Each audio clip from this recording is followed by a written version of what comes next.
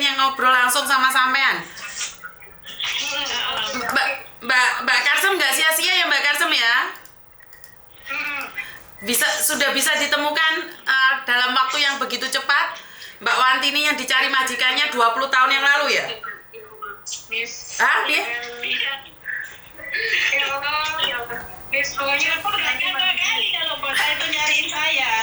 Udah 20 tahun lebih nyariin. Dia selalu ngomong, maksudnya dia selalu ngomong nyariin Watini itu di mana gitu. Maksudnya dikasih foto. Saya gimana nyarinya? Orang foto nggak ada, alamat nggak ada. Udah itu kan saya cari-cari itu foto-foto lama.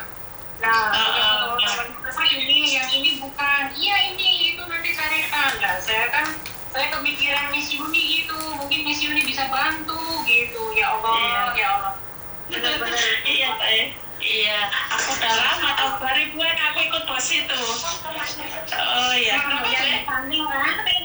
ambil jualan ya. Nggak apa-apa, disambi. Berarti sekarang Mbak Watini di mana? Aku posisi di Batam, Mbak. 10 kilo. Berapa macam, Mbak ya? 4 macam ya. Iya. Ini enggak. Oh ya, ini. Terus? Iya. Maaf ya, sambil jualan jadi. Nggak apa-apa. Kaget semua ini. Gimana Miss? Udah ini nggak mengganggu waktunya Miss Yuni? Enggak, saya pribadi nggak mengganggu. Saya lagi live terus saya telepon Mbak Watini. Soalnya kemarin ternyata Mbak Watini ngeliat live kita. Oh iya, pokoknya alhamdulillah, masya Allah benar-benar. Ya Allah, saya juga maksudnya nanti nenek kan nyarinya itu udah ngomong sama saya lama. Jadi saya kepikiran saya sendiri nyari teman-teman. Itu Watini itu yang ada tai lalatnya di sebelah sini. Nah, semua orang kalau punya tai lalat emang saya namanya.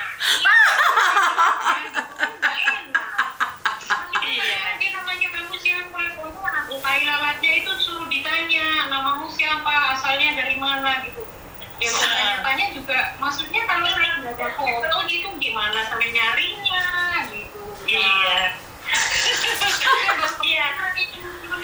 Ya Allah, mungkin Miss Yuni bisa bantu ini kalau di-upload di ini mungkin di YouTube atau Miss Yuni gimana caranya Miss Yuni bantu gitu. Mungkin bisa nyariin gitu. Dia pikirnya kan katanya dia bahasanya kan katanya di Sukamandung gitu, saya nggak paham gitu. Di mana sih aslinya? Lampung saya Mbak ya. Oh, Lampung. Cuman aku sekarang tinggal soalnya 30 ya, maaf. Terima kasih ya. Tapi sekarang sudah pindah ke Batam. Masih tinggal di Batam. Sekarang 20 Mbak ya. Iya. Ya, makasih ya, sama-sama. Ini 10. Oke, nanti sekalian tak promosikan daganganmu Mbak Watini. Iya. di sini ya? Iya, dia jualan kerupuk di Batam. Yang di Batam. Apa itu namanya?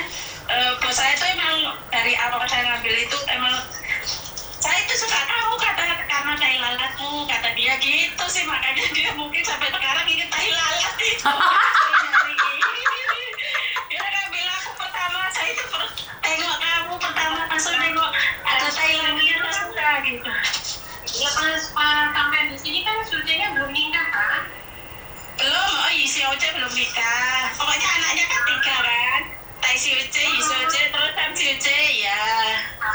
Nah yang di Suce kan yang jadi majikanku. Oh iya, si Oce. Makasih sama-sama.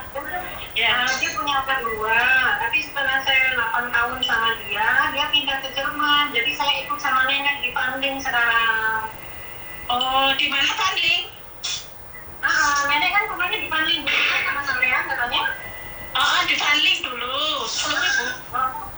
Iya, itu berarti rumah lama sampean di sini juga berarti. Iya, saya disuruh ikut dia 2 tahun kan. Cuma 2 tahun kan? Iya. Wah, berarti Mbak Karsem sama di situ sudah lama kan? Siapanya? Sampean di situ berapa tahun? 8 tahun sama Yisuce, terus sama Kalau saya sama majikan ini totalnya udah 13 tahun. Wah, 13 tahun.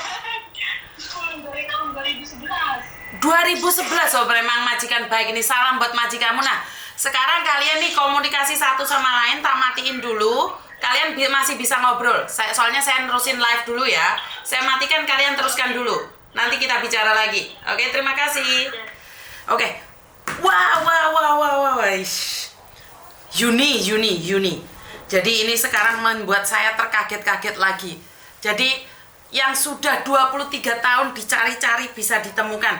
Syukur alhamdulillah karena di tahun 2000-an Mbak Wati ini ikut majikan.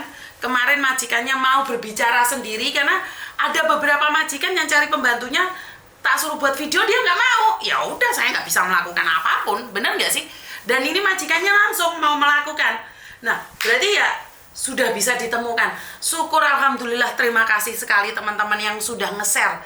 Ini kita media sosial itu sangat dahsyat sekali ya menurut pendapat saya secara pribadi. Jadi media sosial itu sangat dahsyat sekali yang dimana bisa memberikan informasi yang tidak mungkin. Ini sudah dicari di mana-mana nggak ada. Mbak Wati ini selama 20 tahun dicari oleh majikannya bisa ditemukan. Syukur alhamdulillah. Ini kenapa? Ini karena netizen. Mbak Rateh yang hilang 10 tahun lebih, 8 tahun atau 10 tahun lebih itu bisa ditemukan sebelum 24 jam. Orang yang ada di Malaysia kehilangan keluarganya juga bisa ditemukan. Ini sosial media ini seperti pedang bermata dua. Bisa membantu kita, bisa melakukan yang terbaik, tapi bisa menjatuhkan kita sejatuh-jatuhnya. Jadi terima kasih sekali ya buat teman-teman. Dan satu lagi yang dari Cina, dalam jangka waktu belum 24 jam polisi tahu podcast saya dan mengewer-ngewer foto. Akhirnya polisi Cina pun bisa menemukan salah satu teman kita yang dari mana saya lupa itu, Banten ya, yang dari Banten bisa pulang dalam waktu jangka 1 hari. Waduh, ini podcast saya bukan hanya sekedar curhatan saja. Jadi bukan hanya memberikan solusi. Ternyata curhatan ini bisa mencari orang-orang yang hilang.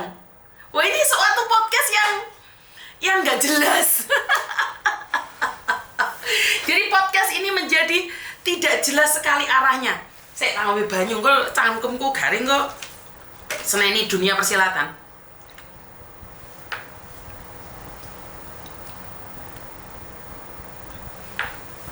Ya, podcast ini memang nggak ada rencana.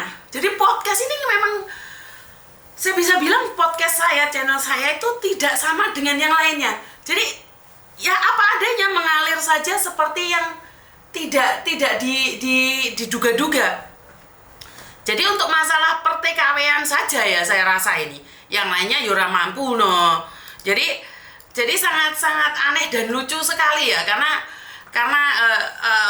bisa menjadi satu pergulatan yang sangat tidak diduga ya.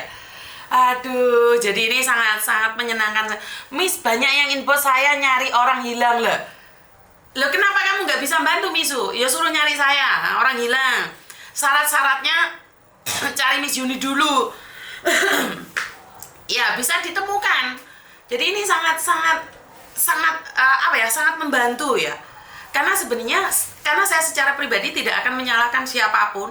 Karena orang hilang atau menghilang atau dihilangkan itu sangat jauh berbeda. Jadi konten yang dimana tidak hanya fokus tentang ketenaga kerjaan saja, ternyata konten ini tentang curhatan, tentang suami istri, tentang curhatan pacar, curhatan manuk kleper, tentang bea cukai, BPJS,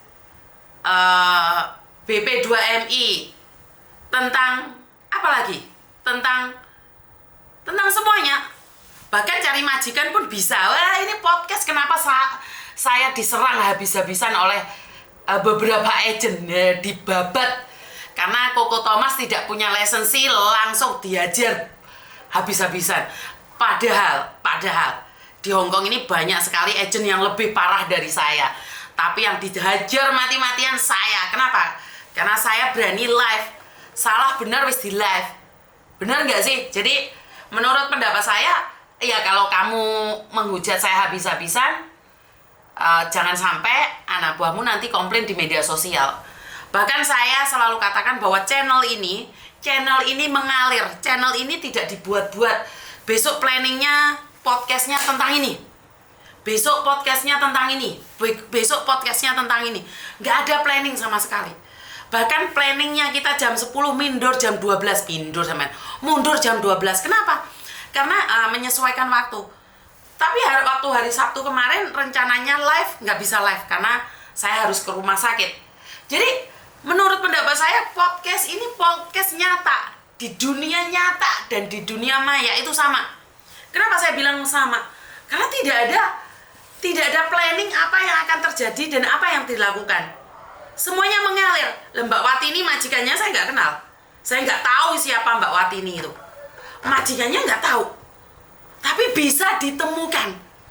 Wah, ini sangat hebat sekali ya, sangat menyenangkan sekali. Sangat menyenangkan sekali karena orang yang dicari lewat koran-koran zaman dahulu nggak bisa ditemukan. Tapi lewat media sosial ternyata lebih cepat. Jadi ini suatu kelebihan. Menurut pendapat saya media sosial hari-hari ini adalah kelebihan. Jadi nggak ada podcast yang dibuat-buat seolah-olah membuat seseorang itu seolah-olah disetting. Jadi podcast ini tidak ada settingan. Dan di podcast ini saya nggak bisa ngedit. Jadi kalau kalian masuk di dalam video terus kalian menyalahkan saya kenapa di-up, itu tujuan awal bukan nge-up kalian. Ya kenapa kalian ada di samping saya, itu aja masalahnya. Jadi kalau sampai ada yang menjadi perdebatan, ya karena posisi itu aku ada di situ. Jadi saya tidak ada niat untuk nge-up orang lain. Saya juga nggak ingin bersaing dengan orang lain lebih terkenal dari saya ya nggak mau lah, benar nggak? Jadi saya nggak ada tendensi ingin memviralkan orang lain. Karena ada di samping saya ya katut ya, saya minta maaf. Dan kebanyakan orang kalau foto sama saya ataupun videonya tersebar, mereka kalau memang semuanya baik-baik saja, kenapa harus takut? Ya udah biarkan saja. Saya difoto wong HP ku, raiku diewer-ewer, saya pun terserah lah. Wong netizen maha benar, netizen mulone jeleput awe dhewe. Ya. Jadi ini konten ini tidak ada tendensi, tidak ada planning. Saya selalu katakan, konten ini berdasarkan alir yang mengalir. Ya ora cocok. Berdasarkan kenyataan ngono lah angel men lek ngomong. Lewat koran limut mis lho lah ya kuwi betul iku mis. Jadi enggak ada.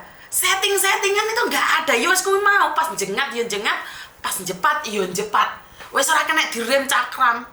Terus marah diedit-edit. Itu enggak ada. Jadi